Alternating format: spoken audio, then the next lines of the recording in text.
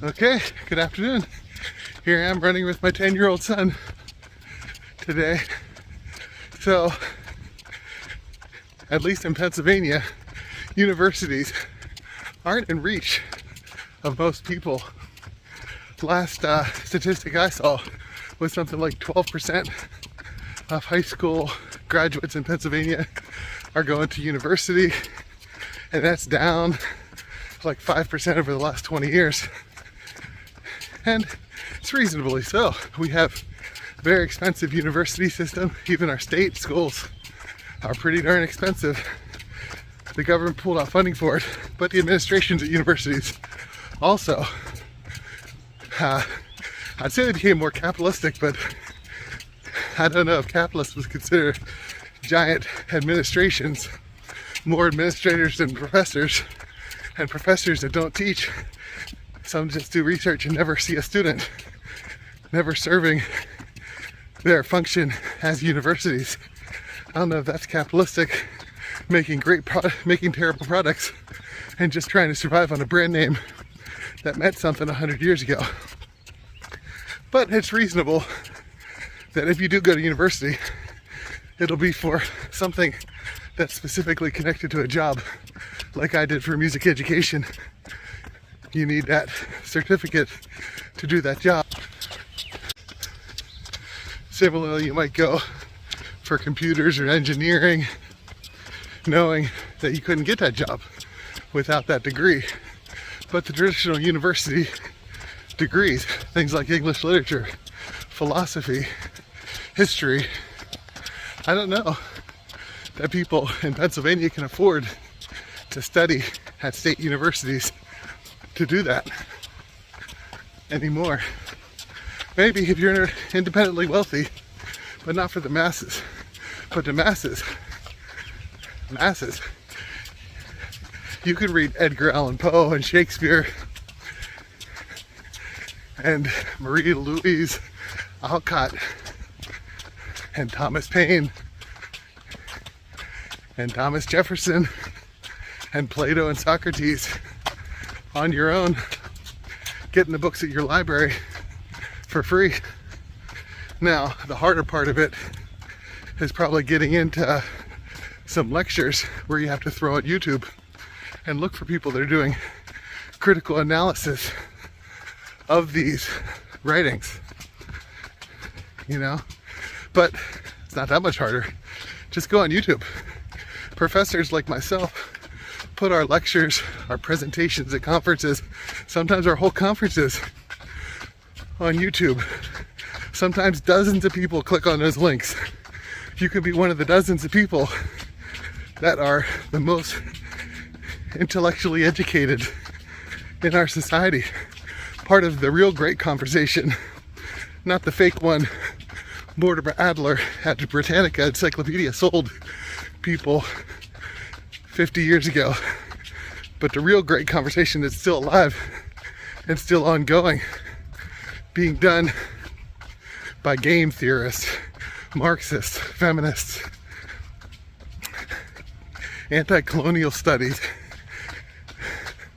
liberal and conservative economics, all of that, all kinds of videos. And if you also read the classics as well, you have some context. You can throw comments and see if you can participate in the new conversation and create something that's new, like a new liberal education, a new humanities education, a new meaningful arts education. Because there is a difference between the useful arts and the meaningful arts.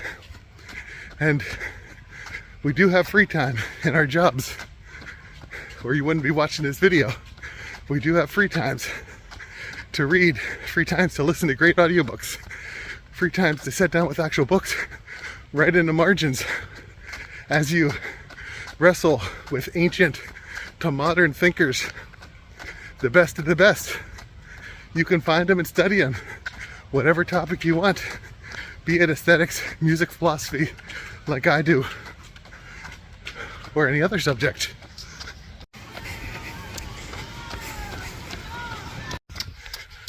So when you join the real great conversation going on now, and you've read your Aristotle and your bell hooks and your Wendell Berry, you'll find Marxists are arguing with postmodernists, postmodernists with feminists, feminists with Keynesian folk, those folk with empiricists. This conversation's going on, and you listen to all of them, not because you're going to agree with all of them, but because you're going to find something to criticize about each of them when you push that up against your own experience, your own lived experience, and your own understanding of those books that make your life better.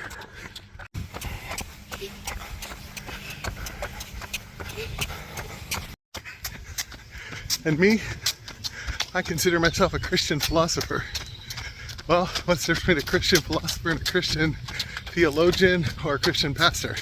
Well, I'm certainly not a pastor. A pastor's focus isn't on the deepest crevices of thought to understand what is, but rather to serve specific communities in need wherever they are, as they are, in their knowledge and their understanding. It's a work of empathy. It's a great work I'm called to as a teacher, but not as a pastor. And what's a theologian? A theologian limits themselves to the logical or historical construction within their religious tradition. That means maybe reading some of the same theorists, right? Maybe they're reading Aquinas or Augustine as a philosopher does, but in a different way, because there's limits also to theology. A Christian philosopher is going to push ideas outside of what might be orthodox, right? You know, not for the sake of heterodoxy, but for the sake of truth. And a Christian philosopher always has to keep the humility that they may be wrong about a number of things about God. Right now I'm doing work on beauty and the Trinity. And the Trinity is a verb. That is, meaning that beauty is also a verb. That this ideal, this universal, is not a noun, which would be dead, ossified, frozen, like Dante's depiction of hell, but rather living, a verb, like Dante's depiction of heaven. Things that artists stumble upon without fully theorizing.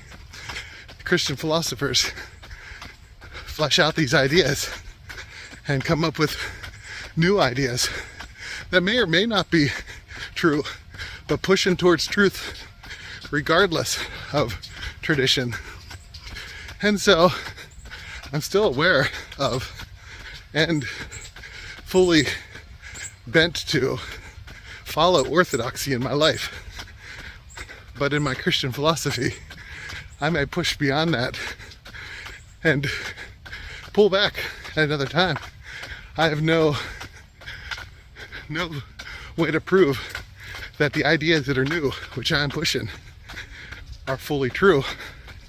Only that they are sustainable. And I got there to Christian philosophy through educational philosophy, specifically music education philosophy, and then reading educational philosophers like Ivan Illich and Christian liberation theologian educators like Paulo Freire, you know, and then spiritual writers like Thomas Merton, Dorothy Day,